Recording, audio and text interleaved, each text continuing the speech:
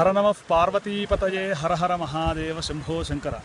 మనం ఇప్పుడు చైనా దేశంలో బ్రహ్మమానస సరోవర తీర్థంలో స్నానం చేసాం. ఇక్కడే అనుష్ఠానం ఇప్పుడే పూర్తయింది.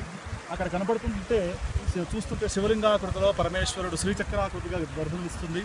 మరి అది అమ్మవారా శంకరుడా, మరి ఇద్దరు కలిసి ఉన్నటువంటి స్వరూపమా అనేది మన భావాన్ని బట్టి మనకు అర్థమవుతుంది.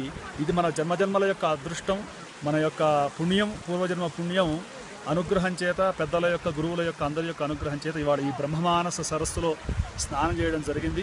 చాలా అత్యద్భుతంగా, విపరీతమైన చలి, ఐ థింక్ ఇక్కడ -డిగ్రీల్లో 0 డిగ్రీలో ఉన్నటువంటి దాంట్లో కూడా ఒక్క మునిగి అనుష్ఠానం చేసుకోవడం జరిగింది.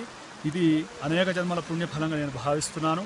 బ్రహ్మమానస సరస్సు బ్రహ్మదేవుడి యొక్క మనస్సు నుండి ఆవిర్భవించినటువంటి సరస్సుగా మనకు పురాణాలు చెబుతున్నాయి. రామాయణంలో కూడా దీని ప్రస్తావన ఉంది. నీకేమనిపిస్తుంది? నమశివాభ్యాం నవయవ్వనాభ్యాం పరస్పరాశ్లిష్టవపుర్ధరాభ్యాం నగేంద్రకన్యా వృషకేతనాభ్యాం నమో నమ శంకర పార్వతీభ్యాం. భూమి మీద ఉండేటువంటి అనేక నదీనదాల్లో స్నానం చేస్తే ఏ ఫలితం వస్తుందో, ఒక్కసారి జీవితంలో ఈ యొక్క బ్రహ్మమానస సరోవరంలో స్నానం చేస్తే అంత ఫలితం వస్తుందట.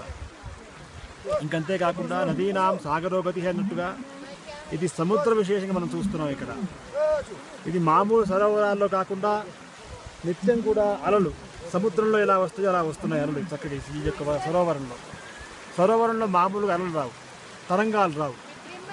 అటువంటి ప్రకారంగా ఈ యొక్క